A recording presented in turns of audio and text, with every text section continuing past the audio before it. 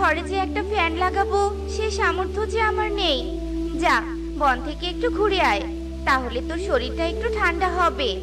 আচ্ছা ঠিক আছে মা, তাহলে আমি বনে যাচ্ছি। এরপর টুকি বনে চলে যায় আর বনে গিয়ে দেখতে পায় কনক ও পারুল আইসক্রিম খাচ্ছে। কানক পারুল, তোরা আইসক্রিম খাচ্ছিস? কিন্তু তোরা আইসক্রিম কোথায় পেয়েছিস? হ্যাঁ রে টুকি, আমরা আইসক্রিম খাচ্ছি। তোতা আঙ্কেলের দোকানে অনেক আইসক্রিম তুলেছে। আমরা তোতা আঙ্কেলের দোকান থেকে আইসক্রিম নিয়ে এসেছি। তোরও খেতে ইচ্ছে করছে নাকি? হ্যাঁ, আমারও খুব আইসক্রিম খেতে ইচ্ছে করছে। আমাকে একটু আইসক্রিম খেতে দিবি? আমি আইসক্রিম কিনেছি কি তোকে দেওয়ার জন্য? তুই আইসক্রিম কিনে খেতে পারিস না? অবশ্য তোকে আর কি বলবো, তোরা যে গরিব, আইসক্রিম কি করে কিনে খাবি? যা তো যা দেখি এখান থেকে। আমাদের আইসক্রিমে একদম লোভ দিবি না, এই বলে দিলাম। তুই এভাবে বলছিস কেন কানক? আমি তোর আইসক্রিমে লোভ দিব কেন বলতো? লোভ দিতেও পারিস, কারণ তুই তো টাকা দিয়ে আইসক্রিম কিনে খেতে পারবি না, তাই বললাম আর কি। কনকের মুখে এমন কথা শুনে টুকি অনেক কষ্ট পায় আর কাঁদতে কাঁদতে বাড়িতে চলে যায়। মা টুকি, কি হয়েছে তোর? তুই এভাবে কাঁদছিস কেন?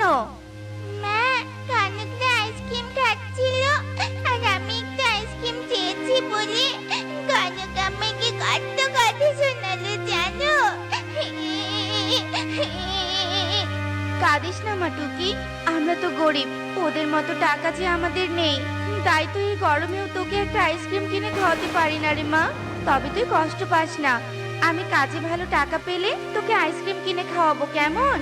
তুমি সত্যি বলছো মা? তুমি আমাকে আইসক্রিম কিনে খাওয়াবে? হ্যাঁ রে মা, আমি সত্যি বলছি। এখন তো একটু কান্নাটা থামা। টুনির মুখে এমন কথা শুনে টুকি অনেক খুশি হয়ে যায় আর কান্না থামিয়ে নেয়। ইগলি দিদি, তোমাকে একটা কথা বলতে চাই। কি কথা রে টুনি? দিদি, আসলে আমার অগ্রিম কিছু টাকা লাগতো। টুকি আইসক্রিম খাওয়ার জন্য খুব জেদ করছে। সে কি কথা? এখনো মাস পুরো হওয়ার তো বেশ কিছুদিন বাকি আছে। তার আগে তুই আমার কাছ থেকে টাকা চাইছিস? আমি তোকে অগ্রিম কোনো টাকা দিতে পারবো না। তোরা তো গরিব পাখি, তোর মেয়ের আবার আইসক্রিম খাওয়ার স্বাদ জাগে কেন? হ্যাঁ, ইগলির মুখে এমন কথা শুনে টুনি আর কিছু না বলে কাজ করতে শুরু করে।